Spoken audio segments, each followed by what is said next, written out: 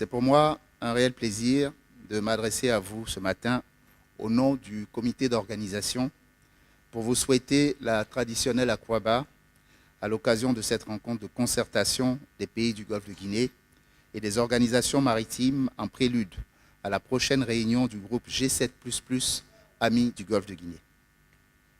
Je voudrais tout d'abord adresser en votre nom à tous nos remerciements à son Excellence M. Alassane Ouattara, président de la République de Côte d'Ivoire, grand artisan du monde maritime, qui a bien voulu autoriser l'organisation à Abidjan des 2 réunions qui meubleront l'agenda de la coprésidence ivoirienne et canadienne du G7++. Je parle de celle de ce matin et de celle qui est prévue donc les 6 et 7 décembre 2018. Je vous prie, Monsieur le ministre des Transports, de bien vouloir vous faire l'interprète de l'ensemble des participants auprès du chef de l'État afin de lui traduire toute notre reconnaissance. Je voudrais également associer à ces remerciements le gouvernement ivoirien avec à sa tête son Excellence M. Amadou Gon Coulibaly, Premier ministre, autorité maritime unique pour l'action de l'État en mer de Côte d'Ivoire, pour son appui et sa forte implication dans la résolution des problématiques liées au secteur maritime. Mes remerciements vont également au secrétariat du Conseil national de sécurité qui a piloté toute cette organisation avec l'appui du secrétariat permanent de l'action de l'État en mer. Cette rencontre d'aujourd'hui se tient en prélude, comme l'a dit tout à l'heure ma collègue, à la prochaine réunion du G7++ qui aura lieu les 6 et 7 décembre 2018 à Abidjan. L'une des particularités de la réunion de ce jour tient au fait que c'est la première fois qu'un État riverain du Golfe de Guinée assure la coprésidence du G7++, et la Côte d'Ivoire se veut donc, à ce titre, porte-parole de l'ensemble des États frères du Golfe de Guinée. Excellences, Mesdames et Messieurs, la situation de l'insécurité maritime dans le Golfe de Guinée n'est pas réduisante, surtout pour ce premier trimestre 2018 qui a vu une recrudescence des incidents maritimes dans le Golfe de Guinée. Alors qu'elle est en baisse dans le monde entier, les incidents maritimes ne cessent de croître dans notre espace maritime. Le constat établi dans le 2e rapport trimestriel du Bureau maritime international de la Chambre de commerce internationale montre qu'en dehors du Golfe de Guinée, le nombre d'incidents survenus en 2018 a diminué dans toutes les autres parties du monde. Aucun incident n'a été signalé au large des côtes somaliennes au 2e trimestre de 2018. Par contre, la quasi-totalité des cas d'enlèvement, à l'exception d'un seul cas, sont survenus en 2018 au large des côtes du Golfe de Guinée. Excellences, Mesdames et Messieurs, lors des rencontres de l'année dernière à Rome et à Lagos, sous la présidence italienne du G7++, nous avions décidé, entre autres, de promouvoir et mettre en œuvre un effort conjoint permettant d'apporter une réponse globale pour améliorer la sécurité maritime dans nos domaines de compétences et de responsabilité, d'élaborer des réglementations internes appropriées, criminalisant la piraterie et les vols à main armée dans nos eaux, et renforcer les capacités de poursuite et de prévention de tous les actes criminels en mer, car la réalisation d'un cadre juridique plus uniforme et harmonisé facilitera une coopération plus forte et plus efficace entre les autorités compétentes, ainsi qu'entre ces mêmes autorités et le système judiciaire de l'ensemble des États du Golfe de Guinée.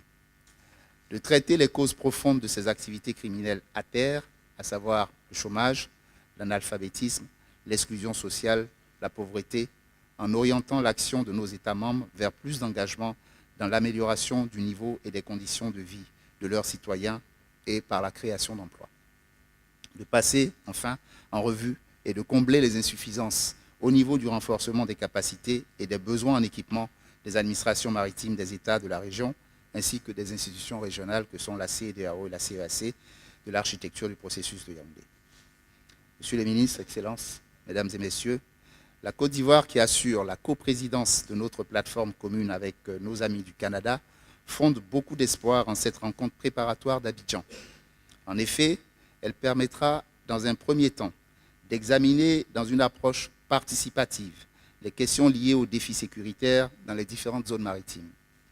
Puis, dans un second temps, de proposer des thématiques d'intérêt régionaux qui feront l'objet de discussions avec les partenaires du G7++ lors de la rencontre de décembre. Les travaux devront, à ce titre, refléter la volonté des États participants de voir la situation sécuritaire maritime du Golfe de Guinée s'améliorer significativement et des propositions concrètes devront en sortir. Mesdames et messieurs, Excellence, Monsieur le ministre, Excellence, Madame la représentante de l'ambassade du Canada, je vous remercie pour votre aimable attention. La session 2018 est placée sous la coprésidence de la Côte d'Ivoire et du Canada. Avant tout propos, je voudrais saluer chaleureusement tous nos invités, venus de loin pour certains, pour leur présence à cette importante rencontre et leur souhaiter un excellent séjour en terre ivoirienne. Si Abidjan a pris le soin d'organiser ce jour cette importante rencontre, c'est qu'il est primordial pour nos États africains de parler d'une seule voix et de porter ensemble les problématiques liées à la sécurité maritime. Il s'agit en effet d'un moment déterminant pour la gouvernance de notre espace maritime naturel, car pour la toute première fois, les pays africains membres de notre plateforme commune, qu'est le G7++, ont l'occasion de se rencontrer afin d'accorder leur point de vue sur les sujets d'intérêt commun, avant la réunion internationale prévue pour le mois de décembre 2018, ici à Abidjan avec tous nos partenaires. Honorables participants, mesdames et messieurs, nos différents chefs d'État sont sensibilisés à cette problématique liée à la vulnérabilité de nos espaces maritimes, raison pour laquelle plusieurs résolutions ont été prises au sommet de Yaoundé en 2013, sommet au cours duquel une architecture de surveillance de notre espace maritime commun a été élaborée. Toutefois, la mise en œuvre de l'architecture de Yaoundé n'est pas aisée. C'est ainsi que nos partenaires, réunis au sein du G7++, ont choisi de nous accompagner.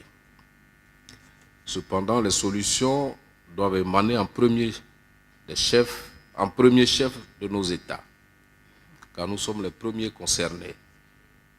C'est pourquoi je vous félicite pour cette initiative qui doit vous permettre de réfléchir aux solutions africaines pour résorber et pourquoi pas éliminer la criminalité maritime de nos espaces, dans nos espaces. Cette lutte ne sera pas facile, mais nous nous devons d'y faire face, main dans la main. Nous en avons les possibilités et je suis optimiste sur les résolutions qui émaneront de vos travaux. Pour ma part, permettez-moi au nom du gouvernement de son Excellence, Monsieur le Premier ministre Amadou Gon Coulibaly, de vous encourager dans cette bataille. On ne le dira jamais assez, si nos économies reposent actuellement sur la production de matières premières, notamment agricoles, l'émergence et le développement de nos pays passeront nécessairement par la croissance d'une économie maritime durable. La 10e session ordinaire de la conférence des ministres sur la coopération halieutique entre les États africains riverains de l'océan Atlantique, qui s'est tenue récemment à Abidjan sur la pêche illicite non déclarée et non réglementée, vient de le confirmer. À cette occasion, mon homologue,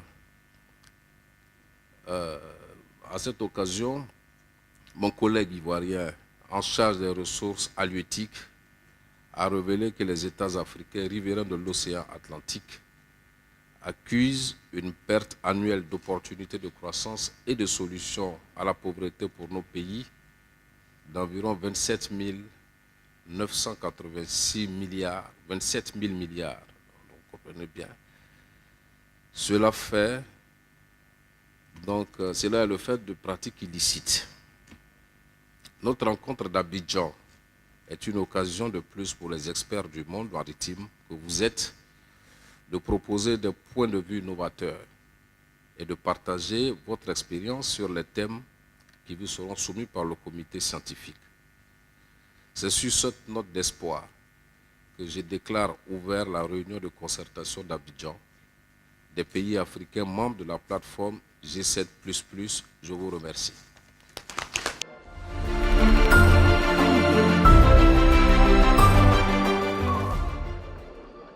C'est de préparer d'abord la réunion de décembre, de faire le point de la mise en œuvre de l'architecture de Yaoundé, qui, comme vous le savez, a été adoptée donc, en 2013 pour une meilleure coordination donc, des efforts des pays. Cela dans le cadre d'actions bien entendu coordonnées donc, pour lutter contre la criminalité maritime, protéger nos côtes, protéger nos ressources. Chaque État a fait des efforts, la Côte d'Ivoire particulièrement a fait donc, des efforts remarquables en termes d'équipement, en termes de formation. Donc il est question de plancher donc, sur la coordination. Comment est-ce que nous devons mettre en œuvre cette architecture donc, de Yaoundé pour être plus efficaces ensemble. Parce que vous savez, la criminalité, donc au-delà des eaux respectives donc des États, quand même une réalité dans notre région. Le secrétaire d'État, le secrétaire de l'action de l'État en mer expliquait tout à l'heure que le golfe de Guinée reste quand même aujourd'hui une zone préoccupante en termes de sécurité maritime. Donc il y a des efforts à faire pour coordonner davantage, pour que nous soyons beaucoup plus efficaces. Donc c'est pour préparer cette réunion, donc faire le point que les États, avec donc, le Canada qui co-préside le G7++, donc avec la Côte d'Ivoire, que nos experts se réunissent donc, pour préparer la réunion. Je crois que ça va être important justement d'avoir une meilleure concertation, de voir les progrès qui ont été faits sous les anciennes présidences, notamment celle du Portugal et de l'Italie, et de voir comment est-ce qu'on peut appuyer tous aller dans le même chemin pour tenter de sécuriser davantage le golfe de Guinée, au point de vue sécuritaire, mais aussi au point de vue des enjeux de développement qui ont un impact eux aussi sur la sécurité. Alors, nous sommes aujourd'hui donc 13 septembre pour les travaux préparatoires pour la conférence officielle du G7++ qui a lieu les 6 et 7 décembre. Alors, les travaux d'aujourd'hui réunissent uniquement les États du Golfe de Guinée, donc nos États frères. Et il s'agit pour nous de débattre de 4 thématiques principales. La première thématique, c'est la gouvernance maritime de nos eaux. La deuxième thématique, c'est l'appui aux centres de sécurité qui ont été installés pour gérer l'architecture de Yaoundé, les grands centres de sécurité. La troisième thématique va concerner l'économie bleue et la protection de l'écosystème marin. Et la dernière thématique va concerner l'appui du secteur privé dans la sécurisation du Golfe de Guinée. Voilà les 4 grandes thématiques sur lesquelles nous allons plancher aujourd'hui. C'est très gentil de considérer que le secrétariat permanent est un instrument puissant, mais je ne crois pas que ce soit la bonne analyse. L'instrument en lui-même, c'est la stratégie nationale de l'action de l'État en mer. Et cette stratégie met en place toute une architecture dont le secrétariat permanent est le maillon exécutif.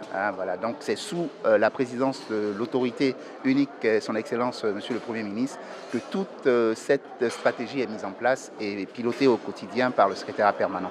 Alors donc cet instrument effectivement qu'est la stratégie est déjà mise en œuvre dans notre pays depuis quelques années et effectivement nous allons profiter de la journée d'aujourd'hui pour faire un partage d'expérience dans le cadre justement de la première thématique qui concerne la gouvernance de nos eaux.